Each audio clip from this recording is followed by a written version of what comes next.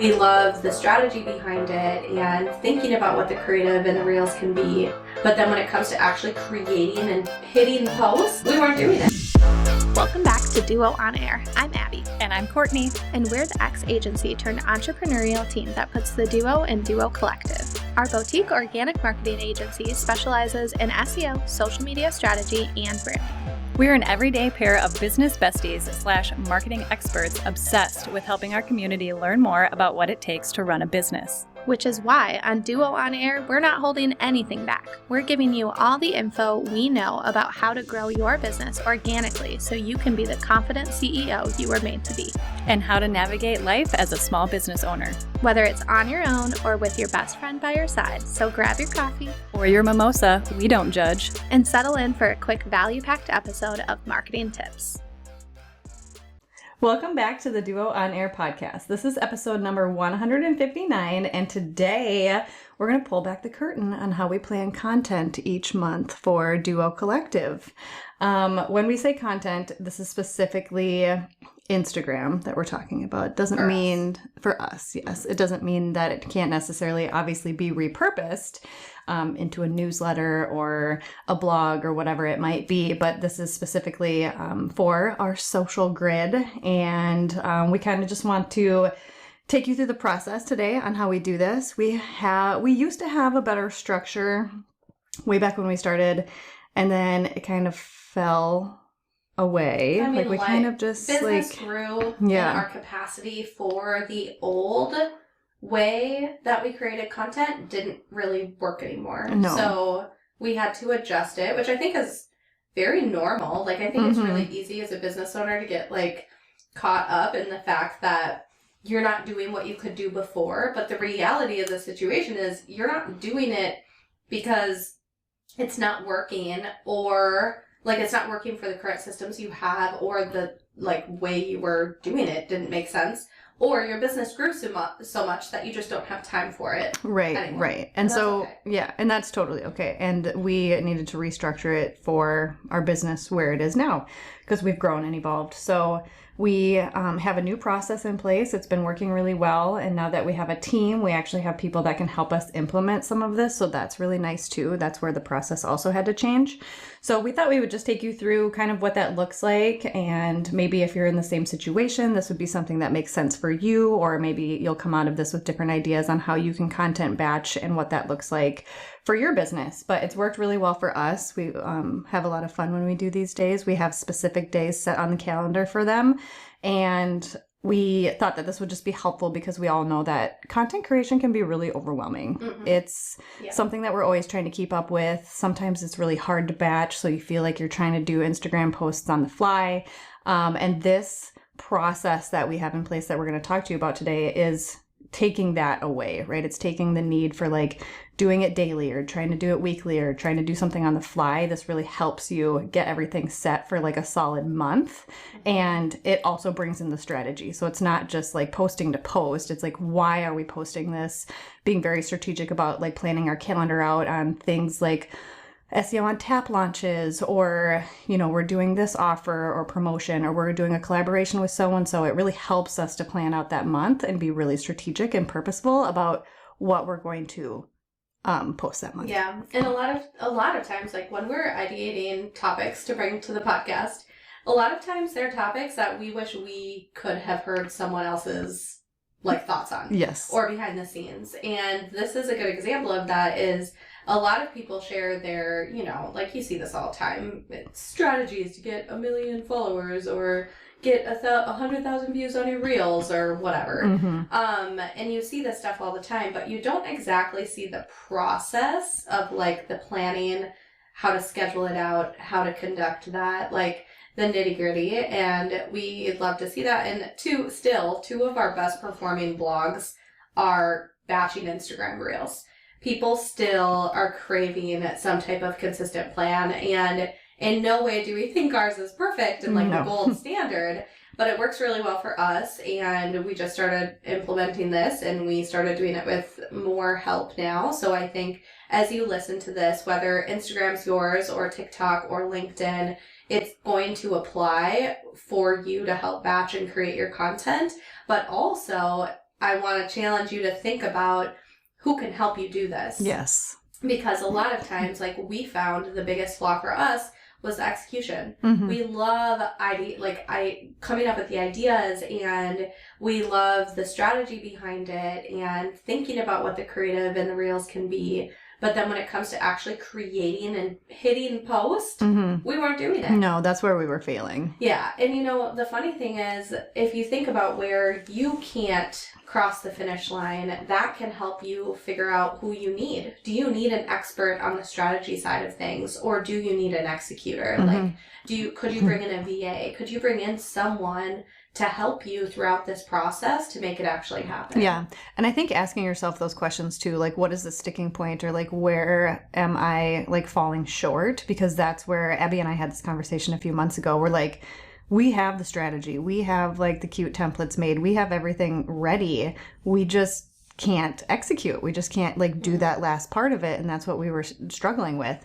And so that's where we decided we still need to do all of like the strategy behind it and all of that kind of content and the planning, but we need somebody to actually help us push publish on that. And that's what we had decided to do. And that's what we've done the past couple of months. And this process has been like evolving the past couple of months, but I feel like we're like at a really solid place now, and we all feel really good about how it's been working. Agreed. So the very first thing we do to kind of kick off the month of content that we're going to create, sometimes we can get through more than a month too, so it just kind of depends, is we schedule a monthly content CEO day. So we have these in person for us because we'll talk about this in a little bit, but we do it along with recording some reels at the same time. So it kind of is productive. And also it's just more fun.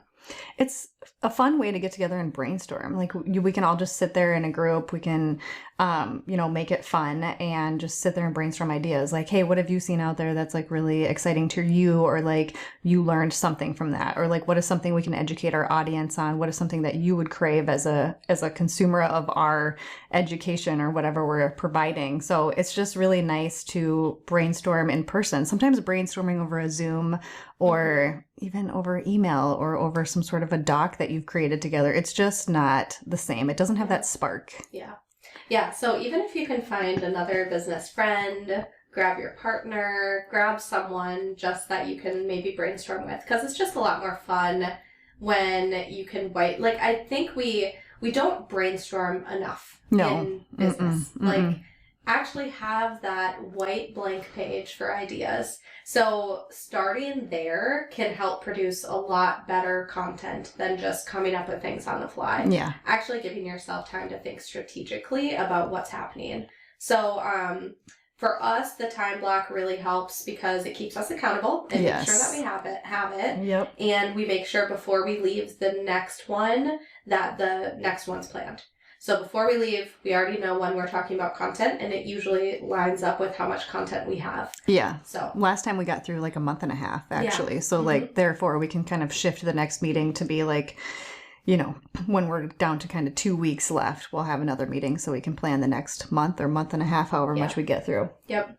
And then we always make it fun. So coffee, breakfast, lunch, for us, drinks and food usually makes it fun. Put on a good playlist. Sometimes we're just like, what are we feeling today? Like, what vibe do we want? And then we have somebody have a little playlist going, and then we kind of just like sit there, brainstorm, shoot off ideas, show examples of what we're thinking.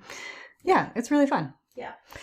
So the next thing is finding content ideas. So like, obviously sometimes they're just ideas that we have, or there's things that we've seen out there. So it's really we make sure that we come to these meetings with some ideas already like in our brain, in our notes, whatever it might be. So we don't want to all just come like, so what do we think?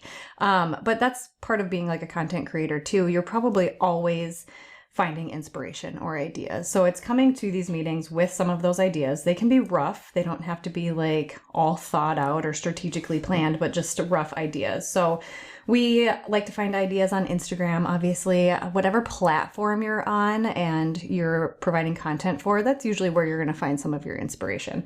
So just making sure that you're looking for that inspiration wherever it might be. Podcasts. You might have heard a podcast and you're like, wow, great. This would be like really good. This pertains to my business or my product. How can I make some sort of a social content piece out of it? repurposing old content that you have, looking back at blogs or whatever it might be that are performing really well, repurpose those and make a carousel post out of it. And then things like client features, product features, whatever your business is, whether it's service or product, just thinking through some of those fun ideas that you can incorporate throughout your social content plan for that month. And then making sure that your inspiration isn't forgotten. Sometimes, you see something out there and you're like, oh, this is such a cool idea. I think it'd be great for a social post. And then having a systemized place where you can save those things. So specifically on Instagram, we have a folder that we save reel ideas to, or content ideas to, or sometimes we share, like even in our tips and sips email, if you are subscribed, you'll see that we always got a sip in there. So we specifically have a folder on Instagram that we save, drink inspiration to, that we can always go back to and make sure that we use for our content. So always saving things. Trending audio, that's a good one. If you're like flipping through reels and you find some trending audio, you can save that audio and then you have it saved for next time when you're creating content. Yeah, and I will say too, like we always have these content ideas saved because a lot of them can be like an anytime kind of thing. Yeah. They're not required to like hit a certain month or day or period or whatever that may be. But whenever we start, so whenever we like actually, which is a little teaser into the next section of like mapping out what we're actually going to post. So like when we're sourcing content ideas, Instagram isn't our number one platform when it comes to content. So like I would say the podcast and the blog are the two that already have plans for what we're going to talk about and how that aligns to like our overall year-long marketing strategy. So like going back to our annual planning meeting, which we'll make sure to link that episode in the show notes, we planned out the whole year. So we know what's happening each quarter from a really, really high level standpoint. What affiliates do we want to support? When is the course launching? Do we have specific service pushes? Like, are we pushing branding at a certain time or SEO at a certain time, and why? And so those high level nuggets remind us what to share during this time frame. So like, for example, there's some affiliate partners that we really, really love and we want to support and talk about more. So we just write down a couple of them each quarter. And now we know from a content perspective that we need to support it in some way. So there's like there's like fun with finding the ideas, and then there's also a strategy behind it of like, what do we have to focus on, and then let's sprinkle in the fun. Yeah. And I think the fun, like, you're looking for the fun, but you're also thinking, because you have that strategy in the back of your mind, you're like, oh, how does this fun idea fit into our strategy? So it's not like you're trying to take a fun idea and like create it from scratch. You're kind of backing into it, right? Like you have your strategy, you see this fun idea. Let's take that fun idea and make it work for us strategically with what we have planned out throughout the year. So it's a neat way to look at it that way. And you've already kind of gone into it knowing in the back of your mind, like, these are the things that we're focusing on this quarter. So when you're looking for some of that inspiration and you see something, sometimes they blend and they work really well together. Sometimes you might be trying to stretch something, which I think sometimes I do. I'm like, hey, Abby, look at this one. Can we make it work for this? And she's like, because you know me, I like to dance with wigs on. And Abby's like, yeah, no, let's not. But it's just nice to have, like, with that annual planning meeting and having that structure for what we're going to do each quarter, just knowing that we've got those plans. And when you see some of these content ideas, you're like, oh, that could really work for this quarter and like for what we're pushing. Yeah. Yep. Yeah. It's finding a happy medium. For sure. Yeah. And so let's talk a little bit about mapping out the month. So figuring out first that big picture, like what's happening this month. So we're going to look at that strategy piece of it. We're going to look at what we scoped out for that quarter, even of like, what affiliates are we supporting? Are there any launches? Do we have promotions? Is there a webinar? Do we have a collaboration? Are we being featured as a guest on a podcast? Different things like that. So that really helps us like put those into the calendar, and then also understand like, okay, if we have this specific event coming up, 2 weeks before, we should probably start talking about it. Mm-hmm. So, like, it's not this last minute thing either where you're like, wow, I have 3 days to push this. Right. And it helps you to like build that thing. Like we have an event coming up soon and it helps us to like build excitement about it, hopefully get more eyes on it, get more people to attend the event. So it's not like a last minute thing where you're like, oh crap, we have this event next week. We need to get more people to sign up. We just got to post like crazy. Yeah, for sure. And then if there's any fun holidays, anything that kind of aligns with your strategy pillars. So building out those strategy pillars is super important, and we're not going to spend, that's a whole episode in and of itself. Absolutely. We're not going to spend a ton of time going through that right now, but having these content buckets. So for us, we have one for SEO, we have one for branding, we have one for overall business entrepreneurship, kind of that real life stuff. Partnership because we're partners, and motherhood. I kind of think those are big buckets. Yeah. So our buckets aren't like crazy unique, and I don't think yours. Don't put the pressure on yourself to have to be crazy unique. Right. Either. Or like super specific or like whatever. They should be broad, and they should align to like what's the goal of that content you're sharing. So like there's some content we share is just because we want to connect with our audience and create a community. It's not like we're doing it because we need you to buy something that has to do with being a mom and a business owner. Right. It's not all sales focused, and it shouldn't be. Yeah. Yep. So, but then we obviously have some pillars that are like more focused on our offerings and what we have. So, it's really important to make sure that you're thinking about that and that you have variety as you're thinking through your content too. Yeah. And I think the thing too is just like this all helps with like that panic of like, oh my gosh, what should I post today? So like this whole episode is basically helping remove that panic.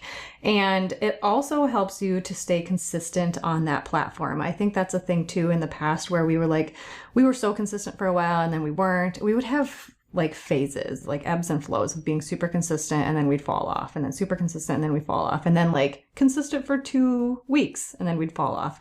This helps you to be consistent throughout the entire year. Now, that doesn't mean that like some weeks we might post 4 times, some weeks we might post twice a day, 3 days a week. Like it just kind of depends on what's happening that month or that quarter. But it really helps you to like keep that consistency, because we know that consistency equals growth, whatever kind of growth that might be, whatever your goal is.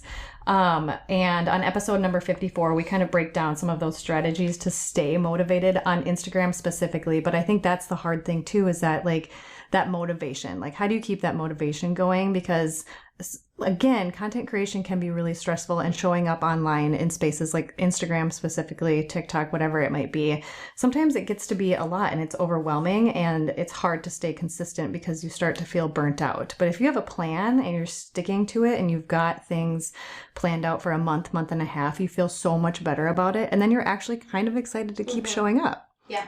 Yeah. I think for us, there's a lot of people who have the mindset of Instagram is my lifeline, so I do have to post every day. So then you have this question of, what am I going to post today? And then you're panicking because it's last minute, and then it's likely not strategic, or if it flops, you wasted your day or time or whatever. Yeah. We don't have that as much because Instagram isn't our lifeline. Like, we do get business from Instagram, but I wouldn't say it's our number one. No. It's pretty high, but I wouldn't say it's like our absolute top one. So if we don't show up for a little bit, we just kind of don't show up at all. We just we're there or like, we're not. Whatever. Yeah. Like then we're just like not, because it's harder. It's like when you work out, right? When you're consistently working out day after day after day, you feel really good about it and you can keep doing it. It's like that's what Instagram is for us. It's like the gym. It's like the gym.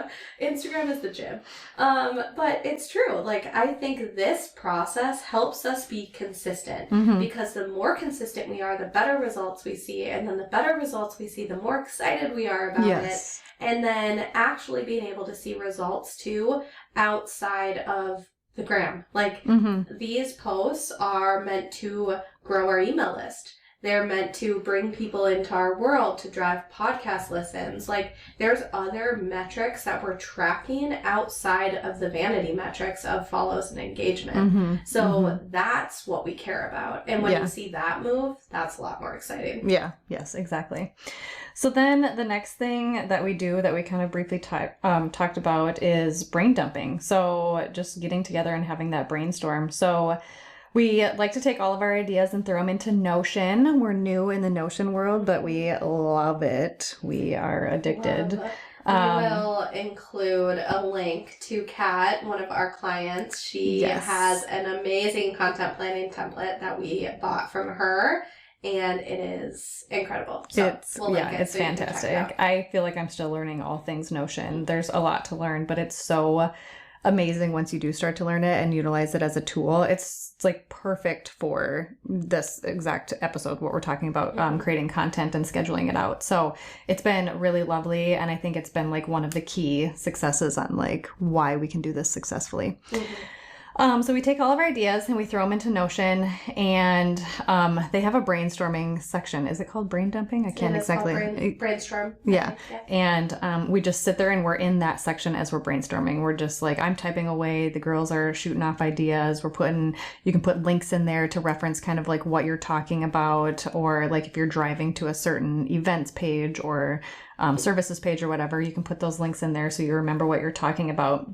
And then we're not ideating how the reel's going to be clipped together, how the caption's going to be written. This is very high level. Like, here's an idea. What do you think about that? Here's an idea. This aligns to the month that we're, in. Here's an idea. Let's do that. And then we take them, and you click a button and it highlights all of them. And then what do you press, Abby? Sort. You hit sort, and then it jumps to your content hub. Yep. And it throws all of them in this section. And this is specifically in Notion that we're talking about, in this section. And then you take them and drag them to your calendar based on when you want to have them go live and post them. It's really slick. It's really nice. Yeah. So I think visually, I'm a very visual person. Yes. So being able to see your ideas laid out in a calendar template is phenomenal. So then you can actually see the calendar of like what's working, and you know how much you want to share and when certain things are happening to support certain launches, and it's phenomenal. It's really slick. And then the categories that we use to organize them. So you can have it like the topic. So what are we talking about? The content pillar. Where does this fit into our strategy? The post type. Is it a reel, a carousel, a static post, a story? The status of the actual post. So like, where is it in its particular status? Is it an idea? Is it in progress? Does it need media? Does it need the caption to be written? Is it ready to post? So we have all of these statuses in there. So even just looking at your calendar, you can see there's like a little tag that tells you where the status is. Like, has it been posted, or does it need media? Does it need a caption? So looking at it from that perspective too, because sometimes we're not necessarily always doing every piece of it, right? So I'm doing the media. If something needs media, I know that that's on me. Like, I have to go in and add that, and then I change the status for whoever needs to see it next, or like do that next phase of it. Who's writing the caption? Who's publishing and posting? Yeah. Who's analyzing? Like, it goes through every phase, and each person knows what phase they're responsible for. So it's really helpful. And then there's certain things where I think like I might not be writing the caption, but like my SEO brain needs to like provide the data and the details behind it. So then you can just tag each other and work together to get it done. But it's definitely something where that was the hardest part, is we needed more help getting it done. Yes. And we would have never gotten there because there's too many other burning fires that Court and I need to work on. And so we never would have figured out this problem without bringing someone in. Right. And I think the reason I say that is because if you're listening to this and the same thing is happening to you, you might also need to bring someone in to ask for help. And one of the things, like lately, I feel like we've been growing our team more rapidly than we ever have before.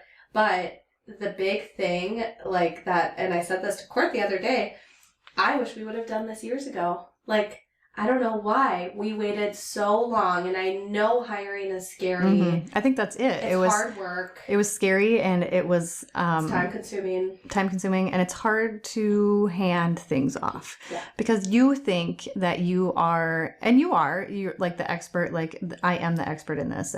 I am the expert in branding. She's the expert in SEO, but that doesn't mean that you can't bring someone on and train them.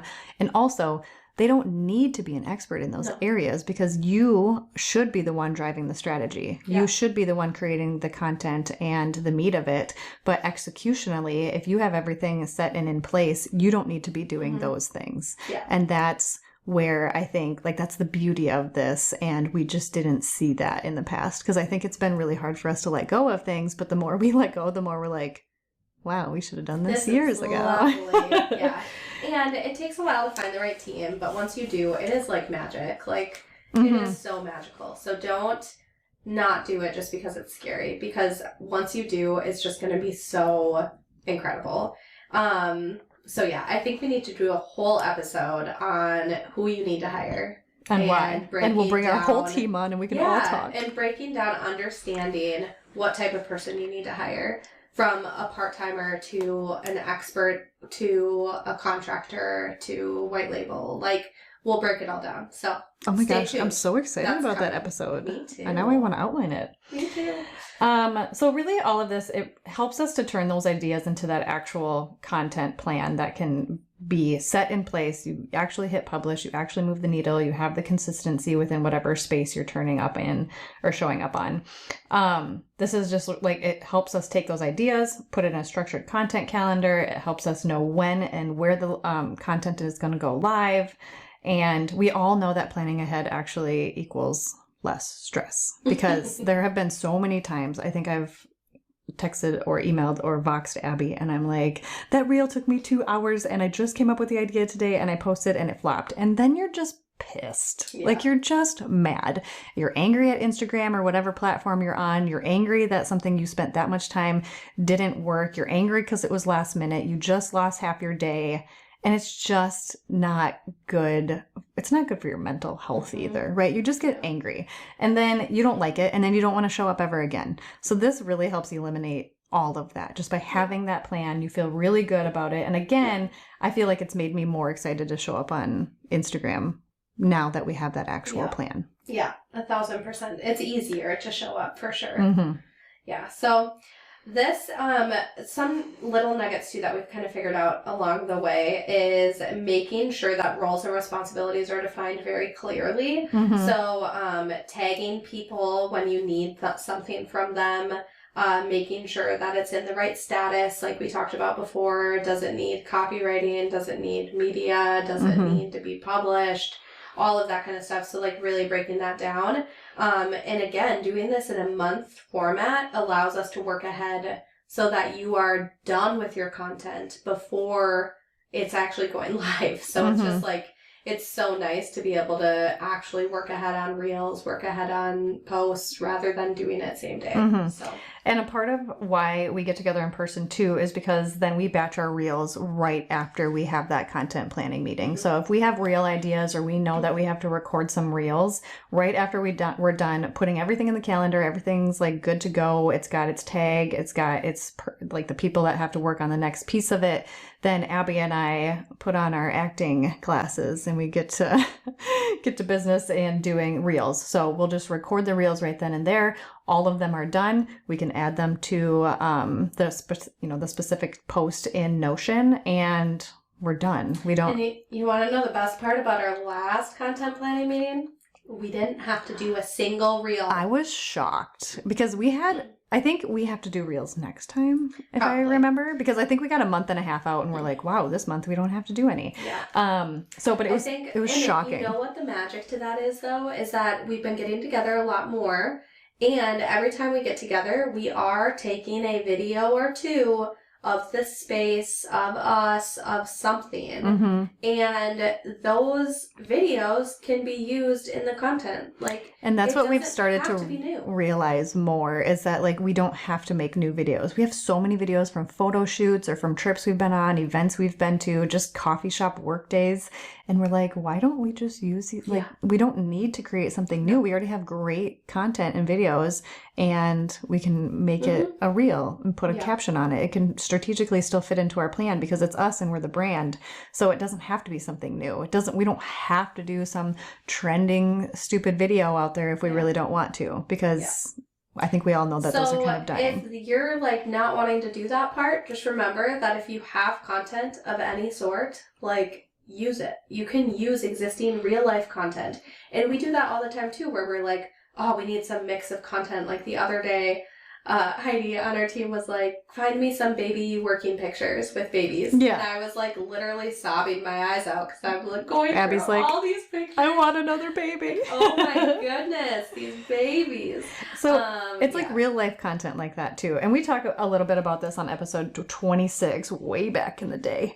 But showing up as your authentic self. I think gone are the days of trying to do the same thing over and over again in Reels. And I think you are slowly seeing that die. Like when you flip through Reels, you'll see some videos where you're like, oh, okay, that trending audio or that dance or whatever. But like you see less and less of it because I think people are just like, well, I'm just doing the same thing so-and-so did, but just like for our brand. And that's fun sometimes. I'm not saying don't do it. Like if you see an audio or a video that's like, oh my gosh, that's real fun and that pertains to our business because of X, Y, and Z, then do it. It's not to say don't do it, but there's a lot of people out there that are like, cringe, I don't want to do that. Like, I don't want to do that to try to get a following or make a sale or whatever. And I think gone are those days. I think just showing up authentically, because you're going to feel so much better too showing up on these platforms if you're authentic, because nobody wants to show up as not themselves. Yeah.